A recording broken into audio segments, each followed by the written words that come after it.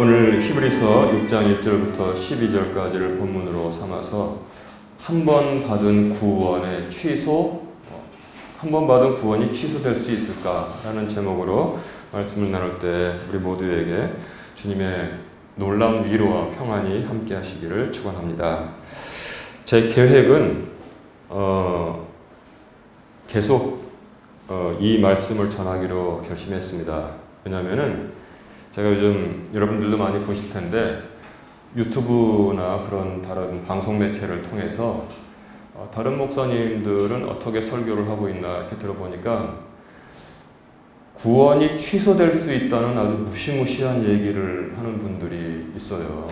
그래서 제가 오늘 샘플로 이렇게 몇 개 같이 핵심만 전할까 하다가 쓸데없는 얘기 들을 필요 없다고 생각하고 시간도 없어요. 오늘 회의가 있기 때문에.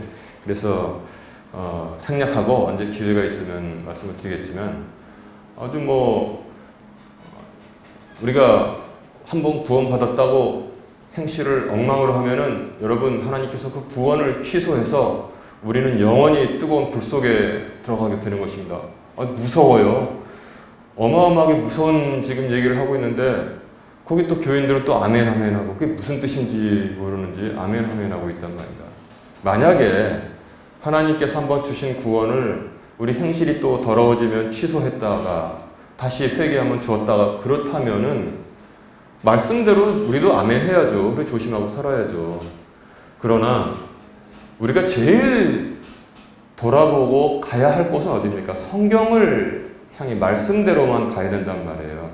하나님께서 말씀대로 천지를 지으시고 또 말씀이 육신이 되어서 오신 분이 바로 하나님의 독생하신 아들 예수 그리스도이기 때문에 우리가 또한 오직 말씀으로만 우리의 발등에 등불 삼아서 나가는 믿음이기 때문에 말씀으로 돌아가야 돼요. 그래서 엉뚱한 사설에 빠지면 안 된다 그런 생각을 하는데 목사인 저도 그런 설교 듣고 있으면 무섭습니다. 그런데 오죽하겠냔 말이에요. 그래서 제가 지난주에 목자의 음성에 대해서 말씀을 전하면서 한 번 아버지께서 양들을 자기 양들은 결코 놓는 일이 없으시다.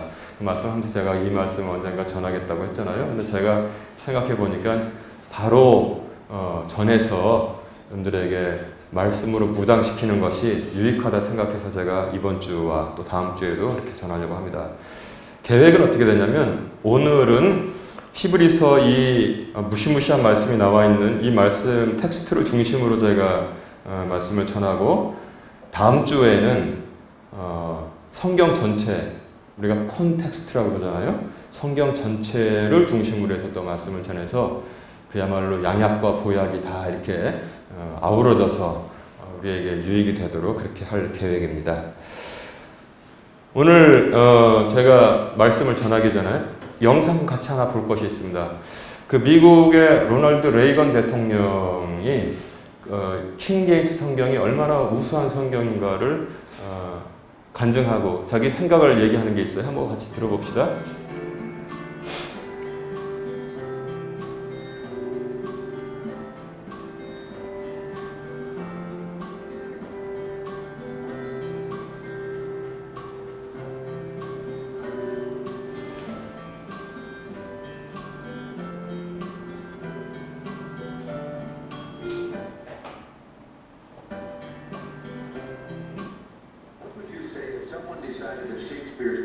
Charles Dickens' novels and the music of Beethoven could be rewritten and improved.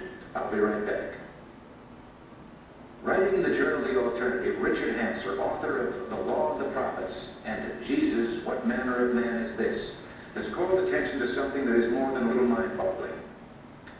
It's my understanding that the Bible, both the Old and New Testaments, has been the best-selling book in the entire history of printing. Now another attempt has been made to improve it. I say another because there have been several fairly recent efforts to, quote, make the Bible more readable and understandable, unquote. But as Mr. Hanser so eloquently says, for more than 3.5 centuries, its language and its images have penetrated more deeply into the general culture of the English-speaking world and been more dearly treasured than anything else ever put on paper. He then quotes the irreverent H.L. Mencken, who spoke of it as purely a literary work, and said it was probably the most beautiful piece of writing in any language. They were, of course, speaking of the authorized version, the one that came into being when the England of King James was scoured for translators and scholars. It was a time when the English language had reached its peak of richness and beauty. Now we're to have the Good News Bible, which will be in, quote, the natural English of everyday adult conversation.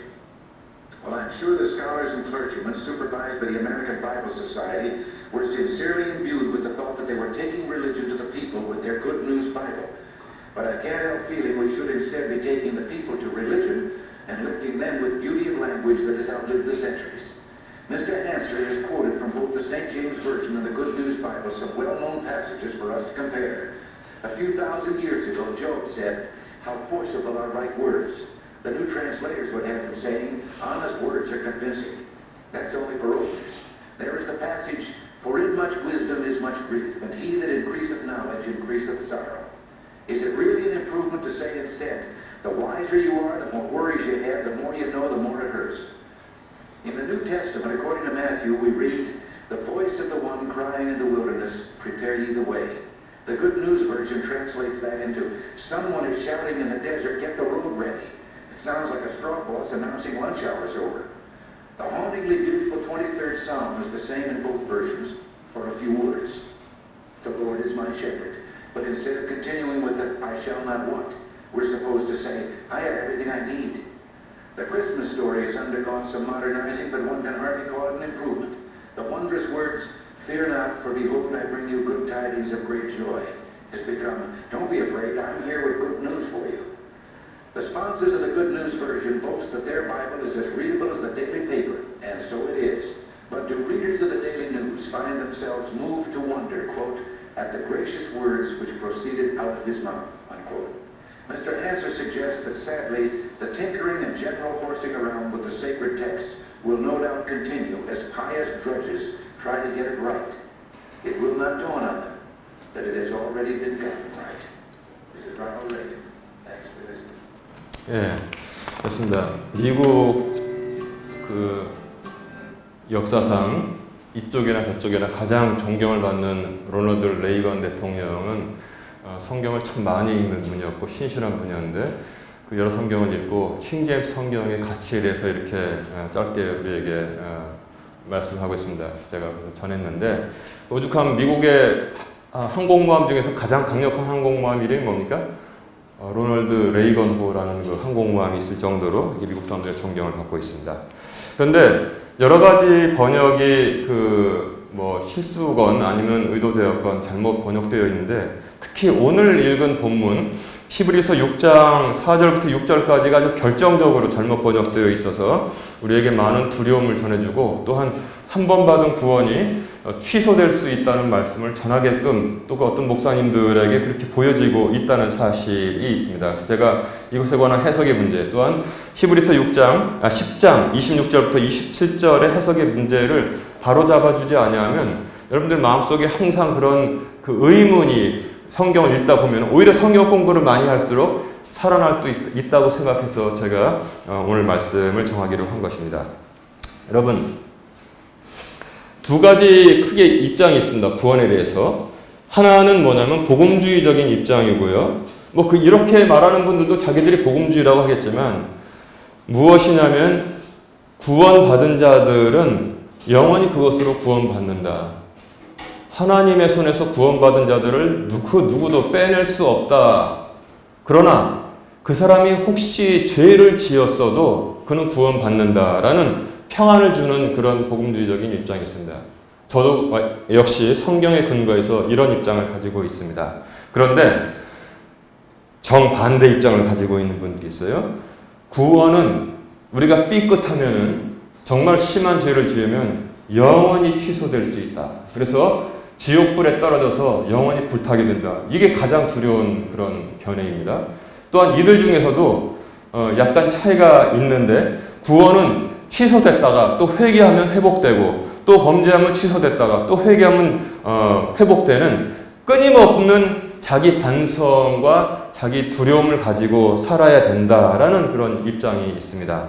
여러분, 한 번 구원받은 것은 영원한 것이다라는 평안한 입장이 있고 그 다음에 구원이 영원히 취소될 수 있다. 구원은 취소됐다가 또 회복될 수 있다. 끊임없는 자기 반성과 두려움을 가지고 경외함을 가지고 우리가 하루하루를 살아야 된다. 얼핏 들으면 나쁜 말 같지는 않게 들리지만 그것은 굉장한 공포와 두려움을 우리 크리스찬들에게 주고 있는 것입니다.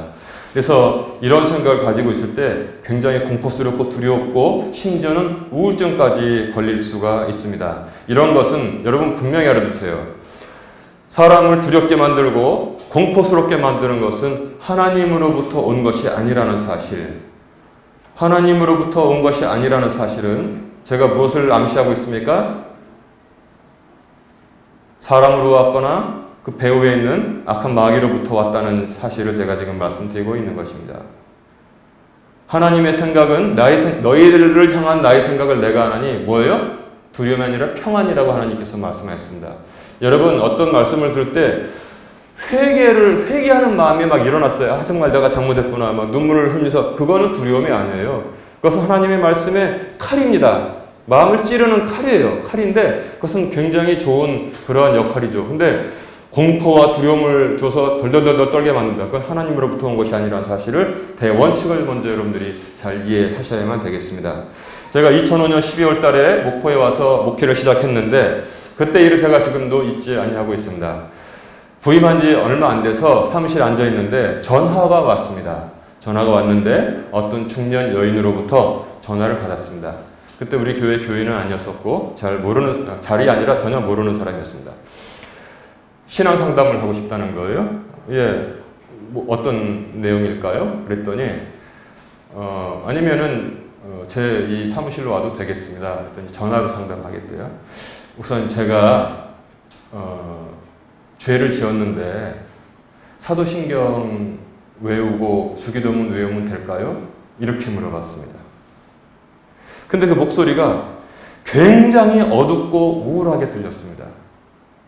제가 그래서 하나님께 회개하고 다시는 죄를 짓지 않겠다고 이렇게 열심히 노력하면 되는 것이지 사도신경이나 주기도문을 외운다고 해서 그것이 사라지지는 않습니다. 오직 회개하면은 하나님께서 기억지 아니하신다고 말씀했습니다. 제 말이 틀립니까? 저 성경 근거해서 말씀을 드렸습니다.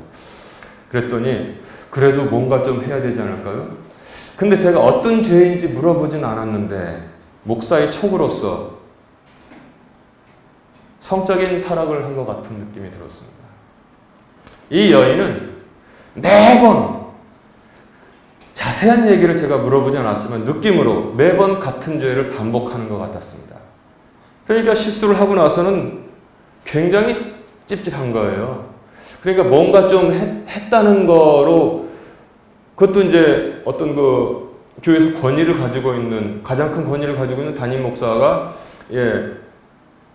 사도신경을 10번 외우시고 그 다음에 주기도문으로 날마다 이렇게 무장해서 그것을 죄수함 받길 바랍니다. 그러면 그 쉬면서 10번 외웠다는 거, 주기도문 했다는 것으로 어떤 그 확신을 받고 싶은 거예요. 눈에 보이는 어떤 가시적인 만질 수 있는 그런 용서함 받았다는 것을 얻고 싶어 했습니다. 근데 성경은 진실로 하나님께 너희 죄를 자백하면 저는 미쁘시사 그것을 사하신다고 했으니까 너무나 예를 들어서 반복되는 죄악에 있어서는 그게 양이 안 차는 거예요. 바로 그것 때문에 전화를 해서 목사의 입으로부터 그렇게 하면 죄가 사함받습니다 라는 것을 듣고 싶어 했던 것이라고 저는 추측을 합니다. 자, 그런데 왜 두려워합니까? 물론 마음에 걸리죠. 우리가 죄를 지으면은. 그런데 그것이 지옥불을 불러오는 그런 역할을 한다고 생각하고 있었기 때문에 그렇습니다. 여러분 이것이 근본적으로 파들어가면 어떤 생각이 거기 있냐면 구원이 영원히 취소될 수 있거나 구원이 취소됐다가 회개하고 죄사함 받으면 회복됐다가 옛날에 그런 노래가 있었어요. 유행가 중에서. 제가 제목은 모르는데 가사는 특이해서 기억납니다. 무슨 뭐 들었다 놨다 뭐 그런 유행가가 있었는데 이 구원이 들었다 놨다 하는 거예요. 그래서 우리가 예수를 믿고 신앙생활을 하는 것은 가장 평안한 생활이 되어야 하는데 오히려 이러한 관점을 가지고 있으면 믿음 생활이야말로 가장 스트레스가 있는 생활이 된다는 것입니다. 우리가 죄 안 짓고 어떻게 살아요? 이 세상에 살면서. 여러분 죄 안 짓고 삽니까? 우리가 알고도 모르고도 죄를 짓고 삽니다. 그런데 그때마다 지옥불이 눈앞에서 활활 타고 있다가 또 쥐야 이러고 있으면 또 사라지고, 또 죄지면 또 뭐 하다못해 교통신호라도 위반하면 확 불이 타다가 또 쥐요 그러면 사라지고, 이것처럼 사람으로 하여금 스트레스를 주고 그 다음에 괴롭게 하는 게 어디 있냐는 거예요. 이거는 하나님으로부터 나온 말씀이 아닌 것입니다. 만약에 이것이 사실이라면은 제 생각으로는 이 세상에서 가장 지혜롭게 믿는 케이스가 무엇일까? 바로 십자가 옆에 달린 강도처럼 믿으면 되는 것입니다. 그 전까지 예수 믿으면 안 돼요. 한번 비침을 받고선 죄 지으면 안 되니까. 그냥 자기 하고 싶은 대로 살다가 자기가 알잖아요. 죽을 때가 언젠지. 병원에 누워있으면은 이번에는 이거 가는 거구나. 아니면 이번에 치료받겠구나. 알잖아요. 그때 얼른 목사님을 불러서 내 예수 믿기 원합니다. 그래서 영접 기도를 하고 그야말로 세상을 탁 떠나면 그게 가장 완벽한 신앙생활이라고 저는 생각합니다. 이게 사실이라면. 그런데 이렇게 전하는 사람들이 많다는 거예요. 그 들어본 목사인 저도 야, 저렇게 된다면 되게 무섭겠다. 공포스럽다. 그래서 제가 말씀을 전해야겠다고 생각을 한 것입니다. 자, 이들이 왜 이런 말씀을 오해해서 전하고 있는가? 이유가 있다는 것입니다. 이유가. 우리가 그 이유를 한번 지금 보겠습니다. 차트 한번 좀 보여주세요. 자, 이게 바로 이제 문제가 되는데, 요 개역개정에 있잖아요. 요 4절부터 제가 읽어드릴게요. 4절, 예. 여기 보세요. 한 번 비침을 얻고 하늘의 은사를 맛보고 성령에 참여한 바 되고 하나님의 선한 말씀과 내세의 능력을 맛보고 타락한 자들은 다시 새롭게 하여 회개케 할 수 없나니 이는 자기가 하나님의 아들을 다시 십자가에 못 박아 현저히 욕을 보이리라. 한 번 신앙생활을 해서 은혜도 받고 눈물도 흘리고 성령 충만함도 한번 받았는데 실수를 했어요. 그럼 뭐예요? 이 말씀 보고 실제로 자살한 사람도 있습니다. 개역 성경에 한 명 보낸 거예요. 우리 교회에 있었던 일은 아니지만 옛날에 제가 김진호 목사님 간증을 들어보니까 이 말씀을 잘못 해석해서 여집사 한 명이 자살을 했대요. 아까 말한 성적인 어떤 실수를 했나 봐요. 그런데 집사니까 말씀을 좀 알겠죠? 그 다음에 가만 보니까 이걸 펴들고 보니까 한 번 비침을 얻고 하늘의 은사를 맛보고 성령에 참여한 바 되고 자기 얘기란 말이에요.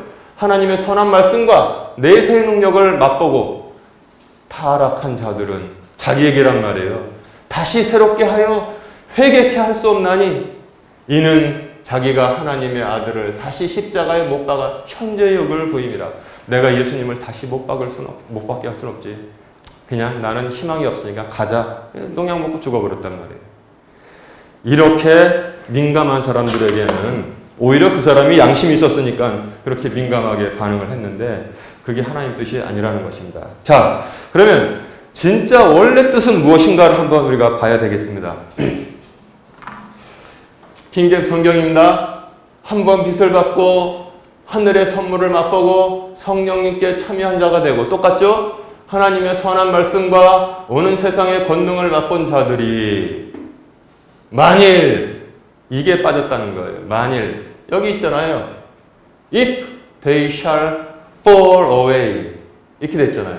만일 떨어져 나가면 다시 그들을 새롭게 하여 회개에 이르게 함이 불가능하니 그들은 자기들을 위해 하나님의 아들을 새로이 십자가에 못 박아 드러내놓고 그분을 모욕하느니라. 요 하나 때문에 그렇습니다. 요 하나 때문에.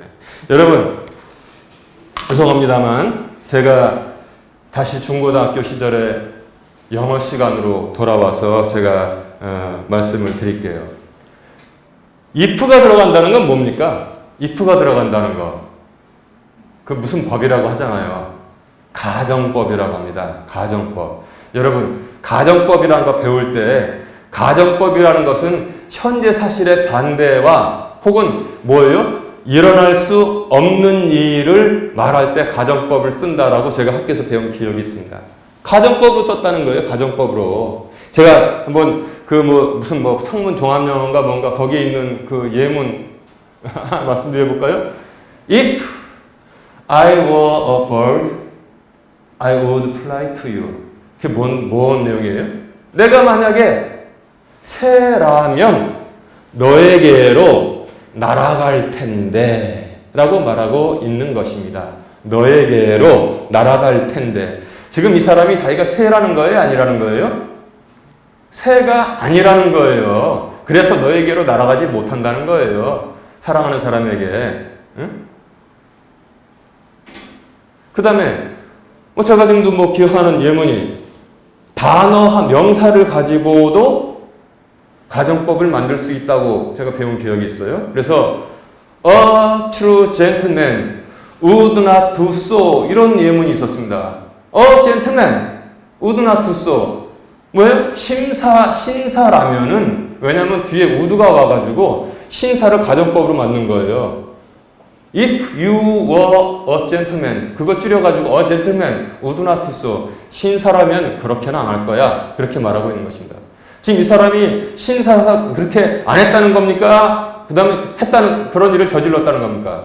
반대라는 말이 저질렀다는 거예요. 그래서 이 말씀은 뭐냐면 이 말씀은 영원하고 완벽한 구원에서 아무리 해도 떨어져 나갈 수가 있다면 그렇다면 회복이 불가하겠지. 사도 바울이 좀 화가 나서 이렇게 쓴 것입니다.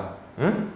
그러나 제가 이제 차트를 어저께 주문하지는 않았지만 9절에 보면 이렇게 나와 있어요. 9절. 여러분 9절 제가 옛날 성경으로 읽어드릴게요. 9절 볼까?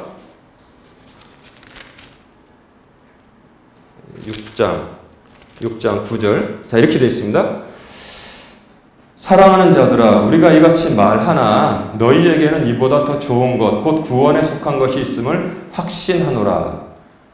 그런데 우리 지금 킹제임스 성경에는 어떻게 되어 있어요? 9절에 보니까 그러나가 들어가 있단 말이에요. 그러나 영원하고 완벽한 구원에서 떨어져 나갈 수 있다면 그렇다면 회복이 불가능하겠지. 그런데 뭐예요? 9절에 보니까 그러나 뻗이 들어가 있다는 것입니다. 그러나 사랑하는 자들아 비록 우리가 이같이 말하지만 너희에 관한 더 좋은 것들과 구원에 동반되는 것들이 있음을 우리는 확신하노라. 이렇게 말하고 있는 거예요.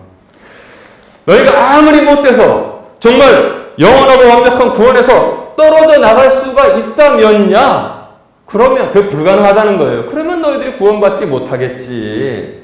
그러나 그리고 또 영어 킹제임스 성경에 보면 이렇게 되어 있어요. Though we thus speak 이렇게 됐습니다. Though 여러분 though가 무슨 옛날 영어 미안합니다. 영어 시간 돌아가서 though even though 응? though는 뭐냐면 양보란 말이에요. 양보절을 이끌 때 이렇게 쓴단 말이에요.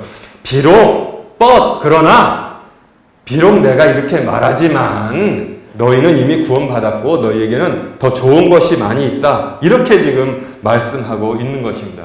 이런 거 다 빼버리니까 이렇게 여기 이렇게 나오잖아요. But 그러나 beloved 사랑하는 자들아 we are persuaded things of you 너희들에 관해서 더 좋은 것들이 있는 것을 나는 다 설득당했다가 아니라 직역하면 알고 있다. And things that accompany salvation. accompany는 뭐예요? 구원의 accompany 동반하는. 여기서 중요한 게 또 하나 나와요. 구원도 있고 구원에 동반되는 것이 있다는 것입니다. 이것도 제가 또 언제 한 줄을 잡아서 말씀을 전해야겠어요. 구원이 있고 구원에 동반되는 것이 있다는 것입니다.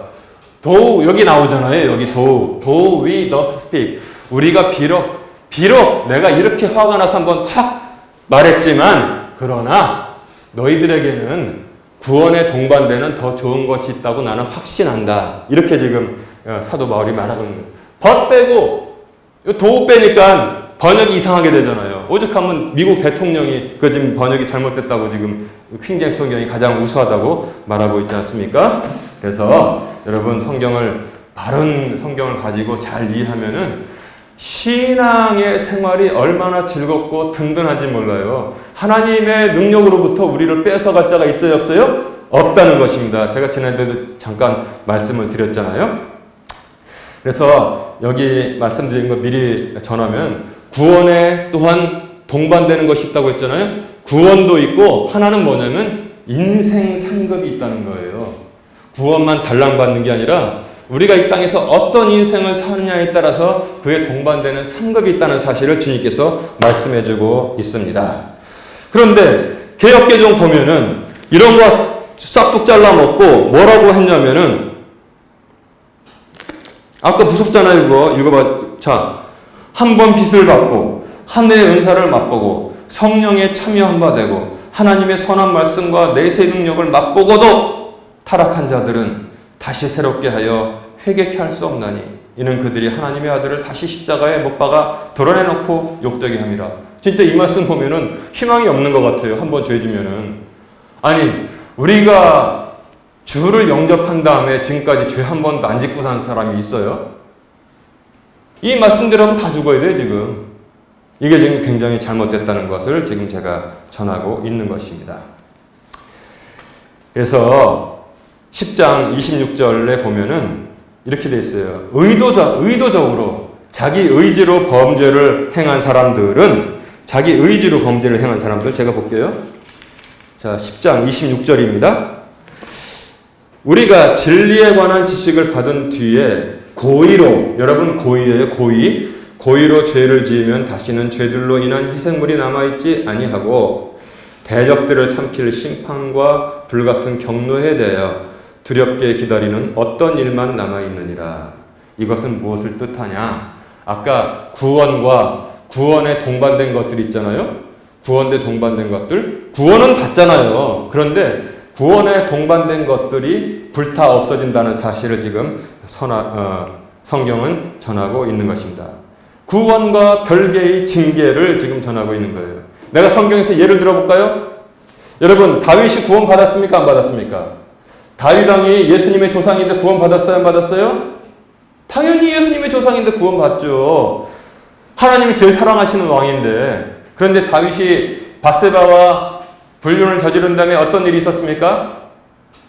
너는 은밀히 행하였으나 나는 백주에 행하리로다. 그래서 자기 아들이 뭐예요? 자기 후궁들을 전부 다 백주에 그냥 다 범해버렸잖아요. 혁명 일으켜가지고. 그 다음 뭡니까? 밧세바와 사이에 태어난 아이가 죽었습니까? 살았습니까? 첫째 아이가 아기 때 죽었잖아요. 열병나서. 응? 그리고 또 뭡니까? 자기 아들이 자기를 죽이겠다고 칼 들고 쫓아와요. 도망다니고. 이렇게 징계를 받았다는 거예요. 그 다음에 또 한 번 예를 들어볼까요? 그렇다고 그가 구원받지 못했습니까? 여러분, 이것을 말하고 있는 것입니다. 또한 엘리 제사장의 두 아들 홈니와 비누아스를 한번 예를 들어볼까요? 그들이 구원받지 못했을까요? 하나님을 섬겼는데 그래도 구원받았습니다. 그런데 그는 전쟁터에 나가 죽었습니다. 왜 죽었어요? 하나님께 제사 드리러 오면은 그놈들이 먼저 술안주 꺼내 먹으려고 갈고리 갖고 와서 그 가마솥에서 고기 푹 찔러가지고 나오는 것 들이 가져갔어요. 그러니까 제사 드리러 온 사람들이 우리가 먼저 하나님께 제사 드리고 그 다음에 당신에게 드릴 테니까 그렇게 하시었더니 기다릴 수가 없다 우리는. 그래서 여러분 다 기억하시죠? 응? 사무엘기 읽어보면 다 기억나지 않습니까? 그리고 뭐예요? 성전에서 수종드는 여자들하고 뭐 했다고 그랬어요?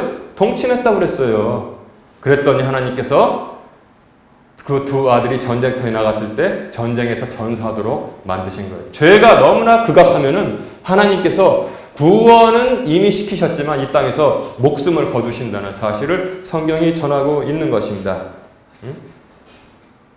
홈니와 비누아스. 그러니까 그 소식 듣고 뭐예요? 엘리 제사장은 또 비대해서 의자에 앉아 있다가 그냥 꽝 넘어져가지고 뭐예요? 목이 부러져서 죽었습니다.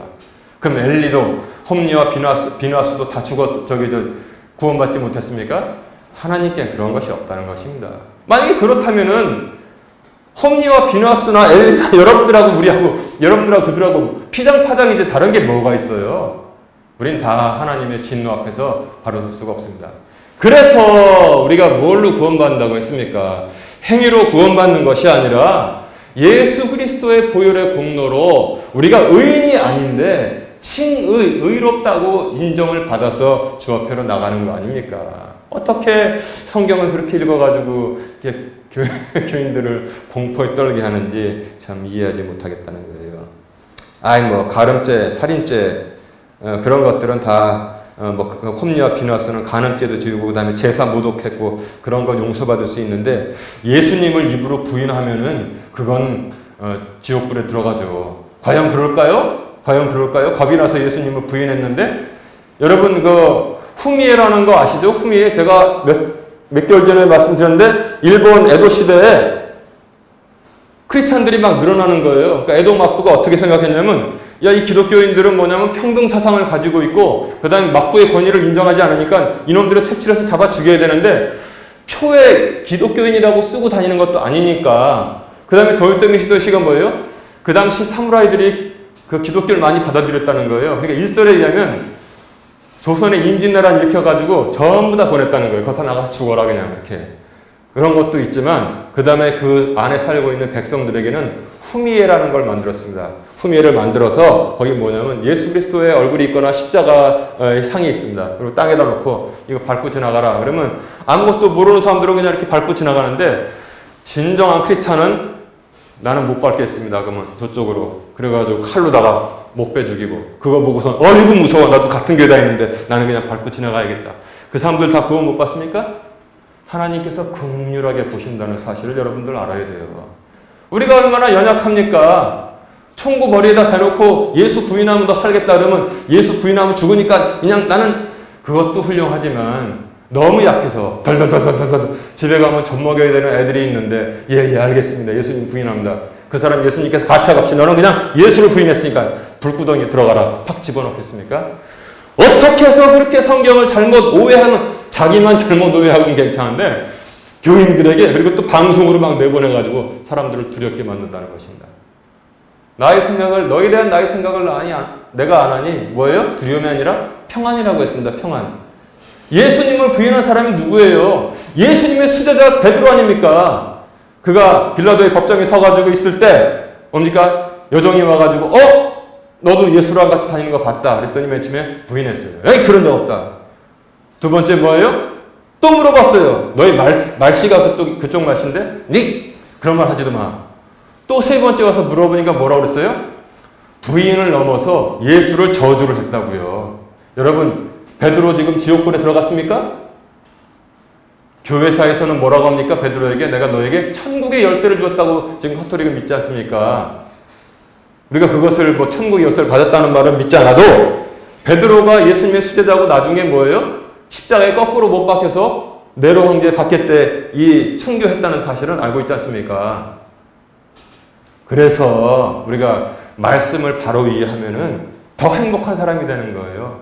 말씀을 제대로 이해하지 못하면 두려움과 공포 속에 억울하잖아요. 평생을 살게 된다는 것입니다. 그래서 우리가 이제 이거 제가 이 본문 분석을 제가 이제 마쳤고 이제 히브리서 배경을 제가 설명을 드릴게요. 여러분 아이 때는 젖을 먹으나 너희가 젖을 먹으나 장성한 후에는 단단한 식물을 먹을 수 있게 되는데 이렇게 너희가 성장해야 된다는 말 많이 들어보셨죠?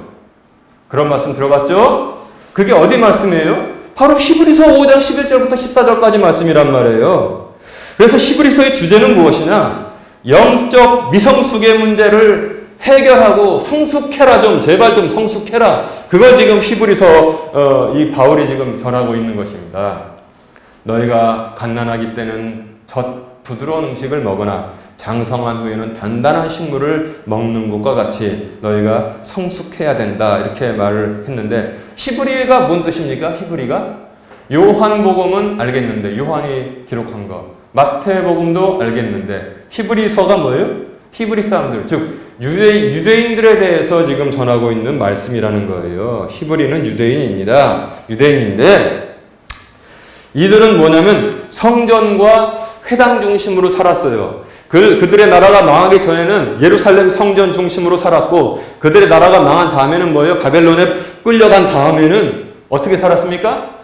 회당을 지어놓고 살았단 말이에요. 그 성전이 없으니까. 성전을 지을 수 있어도 성전은 오직 예루살렘에만 가능하니까 예루살렘에 있는 것만 성전이니까 안 된단 말이에요. 그리고 왜 히브리서라고 했냐면 여러분 유대인이라는 것은 어디서 나왔냐면은 어디서 나온 말씀이냐면 부르는 호칭이냐면 옛날에 다 히브리 사람이라고 그랬어요. 출애굽기 보세요. 요셉이 창세기구나. 요셉이 자기 형제들 만나서 같이 밥을 먹는데 요셉에게 배식을 따로 하고 형제들에게 따로 하고 배식하는 애굽 사람들은 따로 먹었으니 이는 히브리 사람과 같이 먹으면 부정함이라. 여러분 기억나시죠? 그 성경 말씀. 히브리로 불렀단 말이에요. 히브리로. 근데 유대에는 어디서 나왔냐면 12종족이 있었는데 12지파가 있었는데 맨 아래 유다를 구성하고 있는 그 지파의 중심이 유다였었단 말이에요. 유다 지파. 그랬는데 북이스라엘은 주전 722년에 아시리아에게 망하고 그 다음에 남유다는 100몇십 년 더 살고 있었는데 그 다음에 바벨론에 의해서 주전 585년에 망했단 말이에요. 유다 민족이 망했어요. 그래서 바벨론으로 끌려갔습니다. 바벨론으로 끌려갔는데 그때부터 그 사람들을 이스라엘 사람이라고 부르지 히브리 사람이라고 부르지 않고 유다 사람들이 다 끌려왔으니까 유다인이라고 불렀단 말이에요. 그래서 여러분 에스더서 한번 잘 읽어보세요. 에스더 읽어보면은 하만이 누구를 죽이려고 그랬어요? 유다인을 죽이기 위해서 이 주사위 던져가지고 거기 나오는 날, 젊게 떨어지는 날 유다인을 딱 죽이기로 이렇게 칙령을 받아오잖아요. 그래서 에스더서 이거 가만히 읽어보세요. 그때 뭡니까? 바빌론의 포로로 끌려간 시기를 말하는 거잖아요. 그때 이스라엘 사람들을 부르기를 뭐라고 부릅니까? 유다인이라고 부른단 말이에요. 유다인. 그래서 유다인이라고 되면은 너무나 범위가 쭈니까 그래서 히브리서라고 지금 이렇게 부르고 있는 것입니다. 근데 이 히브리 사람들은 뭐냐면 성전 중심, 회당 중심에서 살다 보니까 모든 게 거기 있어요. 가족도 있지, 시장도 있지, 음식도 있지, 그 다음에 이 경제 활동도 있지, 사회 활동도 있지. 거기를 떠나서는 어떻게 할 수가 없으니까 자꾸 돌아가는 사람들이 있었습니다. 조금 믿었다가 돌아가는 사람들이 있었어요. 그래서 지금 이렇게 지금 충격요법을 강력한 말씀을 지금 전하고 있는 것입니다. 여러분 돌아가는 사람들 한번 구체적으로 한번 찾아볼까요? 제가 요한복음 6장 66절에서 찾았습니다. 요한복음 6장 66절 한번 볼까요? 요한복음 6장 66절. 그때부터 그분의 제자들 중에 많은 사람이 돌아가고 다시는 그분과 함께 다니지 아니하더라. 아주 야속하죠. 예수님을 떠났다는 거예요. 나를 따라오면은 다 목숨도 내놓고 쫓아와야 된다고 하니까 그때부터 다 돌아갔다는 얘기예요. 이에 예수님께서 열둘에게 이르시되 너희도 가려느냐? 너희도 가려느냐? 하시니 그때 시몬 베드로가 그분께 대답하여 하되 주여 영원한 생명의 말씀들이 주께 있사온데 우리가 누구에게로 가리이까? 우리는 주께서 그리스도시요 살아계신 하나님의 아들이심을 믿고 확신하나이다. 이렇게 말씀드렸단 말이에요. 12 제자 이전에 많은 사람들이 있었는데 예수님을 따르는 대가가 너무나 커. 손해를 많이 볼 것 같아. 그러니까 여기 돌아갔다 그랬어요? 안 돌아갔다 그랬어요? 돌아갔다고 그랬잖아요. 많이. 에이 힘들다 가자. 이런 사람들이 많이 있었다는 거예요. 그 당시에. 다 연결이 되죠? 그러니까 주님께서 오죽 답답하시면 12 앉혀놓고 너희들도 가려느냐? 물어보니까 베드로가 단장답게 얼른 영원하신 주의 말씀이 거기 있는데 우리가 어디로 가겠습니까? 이렇게 답한 것을 볼 수 있습니다. 그리고 그 한 번 잠깐 예수님의 은혜를 맛보고 타락한 자들 뭐 이렇게 표현되어 있는데 성경에서는 어떻게 우리가 생각해 볼 수 있느냐?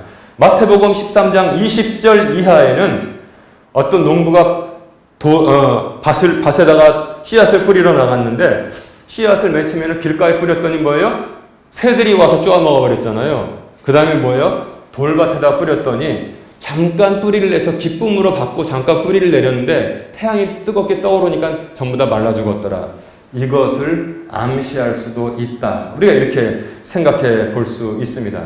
또 하나 적극적인 해석은 무엇이냐면 마태복음 13장 24절부터 30절에는 가라지의 비유가 나와요. 가라지의 비유. 바로 교회 안에 있지만 똑같이 보이지만 가라지가 존재한다는 것입니다.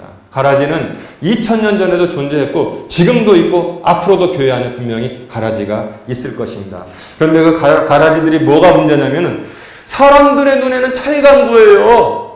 그가 장로도 될 수 있고 집사도 될 수 있고 권사도 될 수 있습니다. 심지어 목사까지도 될 수 있다는 현실을 우리가 인정해야만 되는 것입니다. 각각 가라지 목사는 가라지 목사로서의 그런 임무가 있고, 그 다음 뭐예요? 가라지 장로는 가라지 장로로서 교회를 회방하는, 목회를 회방하는 임무가 있고, 가라지 권사는 가라지 권사대로 신방 다니면서 전부 다 교인들의 마음을 흐트러 놓는 임무가 있고, 가라지 집사는 가라지 집사대로 그 다음에 야금야금 교인들을 이렇게 그 교회를 회방시키는 그런 임무가 있을 것이란 말입니다. 그런데 문제는 무엇이냐? 사람들 눈에는 그게 그렇게 보이지 않는다는 것입니다. 오히려 어떤 때는 더 크리스찬처럼 행세할 수도 있어요. 더 거룩한 척하고 살 수도 있습니다. 그러나 무엇입니까? 이것을 오직 알아보시는 분은 하나님, 중심을 보시는 여호와 하나님은 그 모든 것을 다 가라지는 가라지일 뿐이라고 말씀하고 있습니다.